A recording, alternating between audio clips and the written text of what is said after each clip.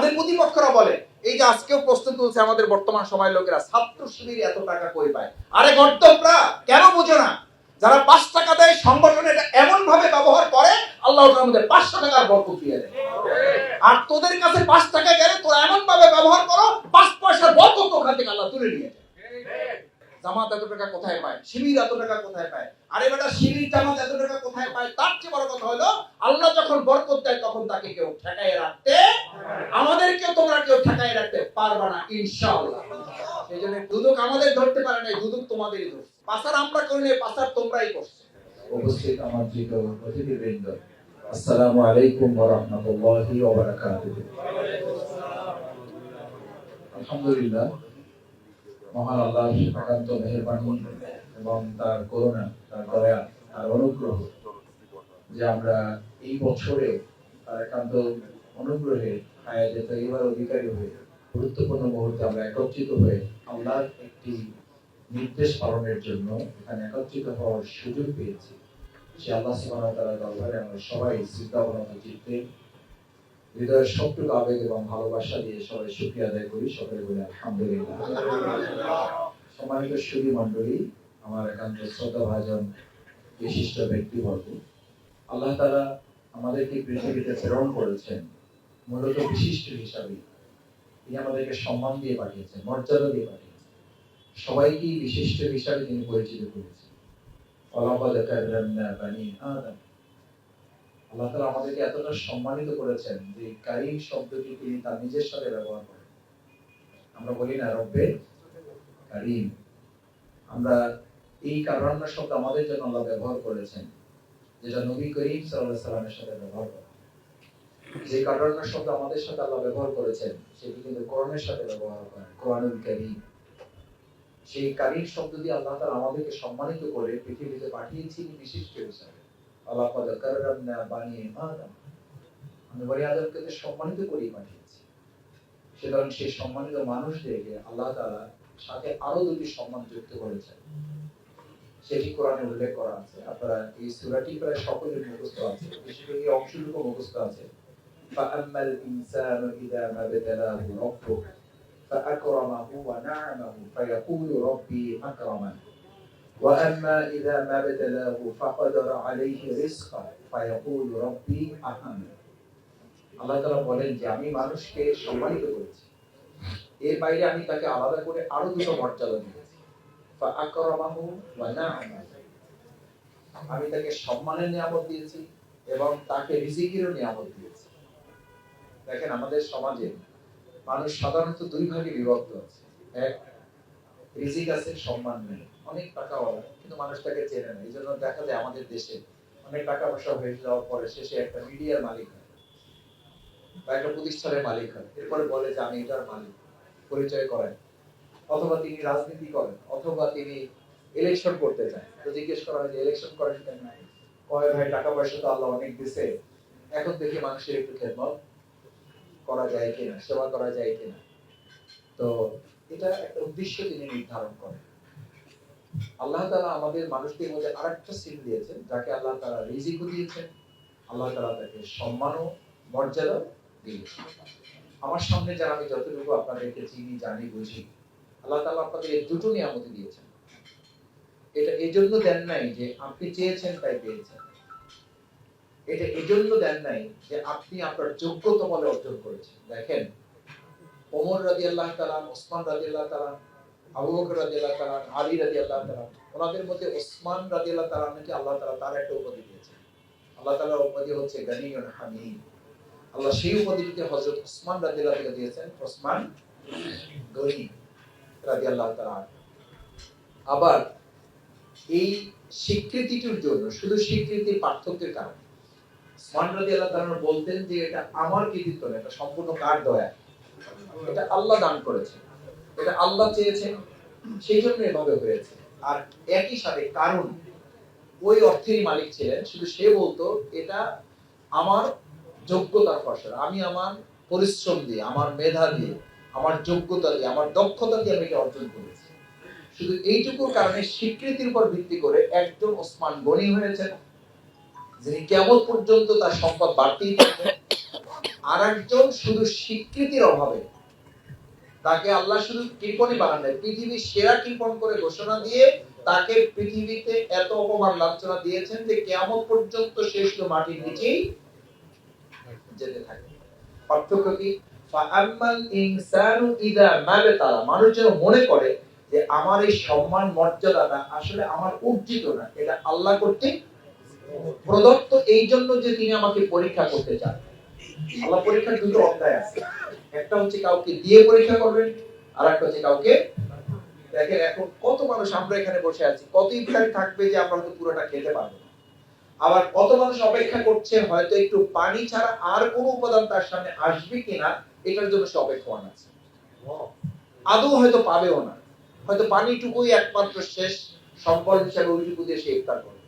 তাই আমাকে কিন্তু ইফতার করতে করতে, আমি রোজার শুরু থেকেই এটা সব প্রত্যেকটা ইফতারে আমি মনে করার চেষ্টা করি, যে আপনারা আমার চেয়ে আরো বেশি করেন, যে ইফতার যখন সামনে আসে এটা ভাবা যে আল্লাহ এই যত নিয়ামত আপনি দান করেছেন, যত নিয়ামত আপনি আমার সামনে দিয়েছেন, এই প্রত্যেকটা নিয়ামতের যদি শুকরিয়া আদায় করতে হয় তাহলে আমার ব্যক্তিগত কোনো কাজ করার সুযোগ থাকে না, শুধু এটা করেই সময় পার করলেও এই নিয়ামতের শুকরিয়া আদায় সম্ভব হবে।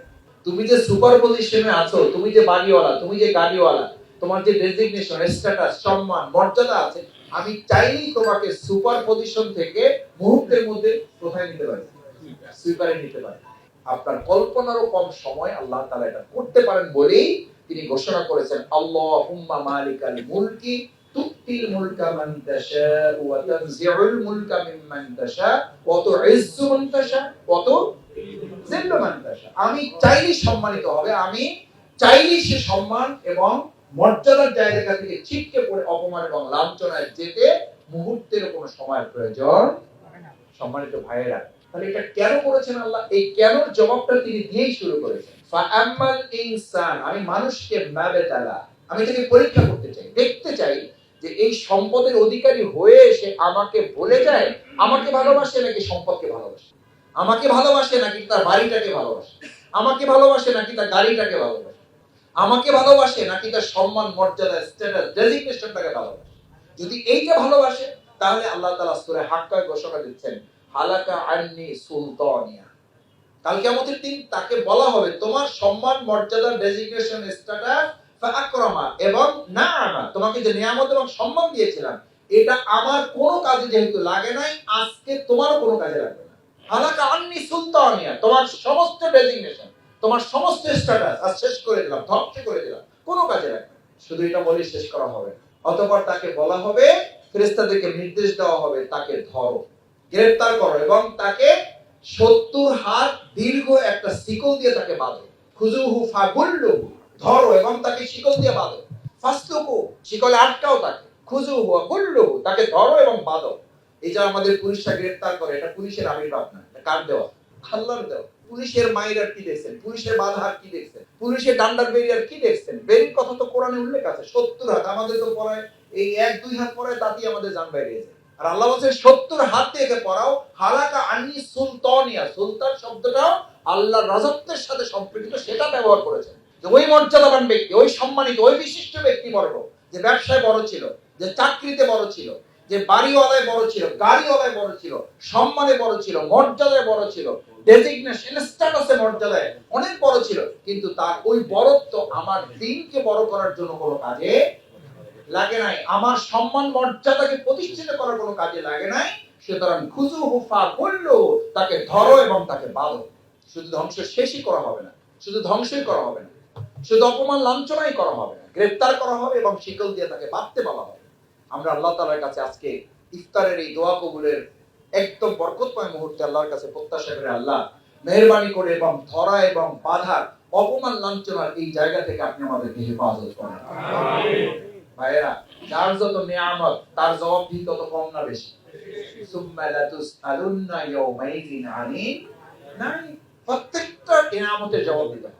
আমরা সেই জন্য শুধু আপনাদেরকে একটু স্মরণ করানো, আলহামদুলিল্লাহ আমরা যা বলছি তার চেয়ে আপনারা অনেক ভালো জানেন এবং বুঝেন, যারা তারা আমাদের সামনে বসে আছে। আমরা বাংলাদেশ জামাত ইসলামী আপনাদের প্রিয় এই সংগঠনের পক্ষ থেকে শুধু আপনাদেরকে একটু স্মরণ করিয়ে দিয়ে একটু এগিয়ে নেওয়ার ব্যবস্থা করে দেওয়া, যাতে আমাদের মধ্যে আমরা কেউ কাল কিয়ামতের দিনে বলতে না পারি যে আল্লাহ এরকম কোন পথ পদ্ধতি ব্যবস্থাপনা তো আমাদের সামনে এসে কেউ কখনো বলেন। আমরা তো জানতাম না আনতাকুলা ইয়াউমাল কিয়ামা, কিয়ামতের দিন কেউ কেউ এটা বলতে চাইতো যে আল্লাহ এরকম একটা ব্যাপার স্যাপার ছিল, এটা আমার আসলে জানা ছিল না, এটা আমি বুঝতে পারিনি। আনতাকুলা ইয়াউমাল কিয়ামা, কিয়ামতের দিন সে বলবে ইন্না কুন্না আন হাযা গাফিলিন, আমি এর ব্যাপারে জানতাম না, এই আমার কানে আমি শুনি নাই, আমি আসলে এটা বুঝতে পারিনি। আমার যে যাকাতের ব্যবস্থা ছিল, আমার যে আল্লাহর দ্বীনের পথে ব্যয় করার ব্যাপার ছিল, আমার সম্পদ দিয়ে যে দ্বীন বিজয়ের একটা ব্যাপার ছিল, ওয়াতু জাহিদুনা ফি সাবিলিল্লাহ, যত জায়গায় দ্বীন কায়েমের কথা বলা আছে তত জায়গায় জানের কথা আগে না মালের কথা আগে? মালের কথা আগে। কারণ আল্লাহ তাআলা তো আমাদের স্রষ্টা, তিনি জানেন আমাদের দুর্বলতা জানের প্রতি যত না বেশি, তার চেয়ে জানের সংরক্ষণ করতে জীবন চলে যায়, তারপরও মাল ঠিক রাখার কি করে যদি বাইসে থাকে, তাহলে কি হবে? এই জন্য মাল মানে জান যায় যাক কি ঠিক থাকুক, কারণ মালই দিতে পারে না, সে জান দেবে এটা বুঝার কোনো সুযোগ নাই, এটা বুঝতে কোনো গ্যাপ থাকার কথা না। সেই জন্য সম্মানিত ভাইয়েরা, আজকে আল্লাহ তাআলা আপনাদেরকে যাদের এই পরীক্ষার মধ্যে রেখেছেন, ভাই ভালো ছাত্র যারা, তাদের পড়াশোনা নিয়ে যত ভালো প্রস্তুতি তার টেনশন কম না বেশি? বেশি। আল্লাহ তাআলা আপনাদের সম্মান বেশি দিয়েছেন, মর্যাদা বেশি দিয়েছেন, জবাবদিহির অনুভূতি এবং পেরেশানিটাও কিন্তু একজন রিকশাওয়ালা শ্রমিক ভাইয়ের চেয়ে আপনার বেশি হবে না কম হবে? নিশ্চয়ই বেশি হবে। আপনার প্রস্তুতিটাও বেশি থাকতে হবে। সেজন্য বাংলাদেশ জামাত ইসলামী আজকে দুটো কথা আপনাদের কাছে পেশ করতে চায়। এক, এই পরীক্ষায় উত্তীর্ণ হওয়ার জন্য আমরা এখানে যারা আছি, এই চেয়ারে সারির কারণে আমরা এই পাশে বসছি, এটা প্রোগ্রামের সৌন্দর্যের কারণে, অন্য কিছু না। বাকি আমরা সবাই মূলত আল্লাহর কাছে একই রকম। আমাদের জবাবদিহির প্রস্তুতিটার যেন আমরা কাল কিয়ামতের দিন এখানে যেমন একত্রিত হয়েছি, আল্লাহ দয়া করে যেন কাল কিয়ামতের দিন আমাদেরকে জান্নাতেও একত্রিত করেন, সেই পেরেশানি আমরা দুটো কথা বলছি। এক, আল্লাহ আমাদের এই পরীক্ষার মধ্যে যাদেরকে রেখেছেন, ফেলেছেন, আছি যারা, আমরা যেন পরীক্ষায় উত্তীর্ণ হয়ে মালের এবং জানের কোরবানি যেন আল্লাহ দিনের জন্য আমরা পেশ করতে পারি। যে বিগত 15 বছরের আলোকে এই 25 সাল হয়েছে, আবার এই 25 সালের পরে ভিত্তি করে ঠিক হবে আগামী 15 বছর বাংলাদেশ কিভাবে চলবে। এই সিদ্ধান্ত কিন্তু হতে পারে আল্লাহ তাআলা এই বছরের মধ্যে আমাদেরকে নিতে হইতে পারে। সুতরাং ইমানদার হিসাবে আমার আপনার ভূমিকাটা হবে, বিগত 15 বছরে আপনারা অনেক কিছু করেছেন আলহামদুলিল্লাহ। দেখেন, আমরা সহযোগিতা করেছেন, আমাদের এখন 11টা অ্যাম্বুলেন্স চলমান আছে, ফ্রি অ্যাম্বুলেন্স সার্ভিস। কোন কোন ক্ষেত্রে আমরা যারা দিতে পারেন তাদের কাছ থেকে কিছুটা একদম শুধু খরচটা আমরা নিচ্ছি, এটা সারা দেশে এখন চলমান আছে। বিগত 15 বছরে যারা বিশ্ববিদ্যালয়, হসপিটালগুলো নিজেরা নিজেদের মতো করে বানায় ন্যায় অন্যায় করে চালাইছে, এখন পরিস্থিতির কারণে এসে বলছে যে ভাই আমরা তো আর চালাইতে পারতেছি না, আর আমাদের চালানোর এখন সুযোগও নাই, যা হয়েছে হয়েছে, এখন আপনারা নেন, কোন রকম এটা কিছু টাকা পয়সা দিয়ে নিয়ে আপনারা চালান। কারণ অন্যরা যদি নেয় তাহলে এটা অন্যভাবে ব্যবহার করবে, আর টাকা পয়সা পাওয়ার তো কোনো সুযোগই নাই।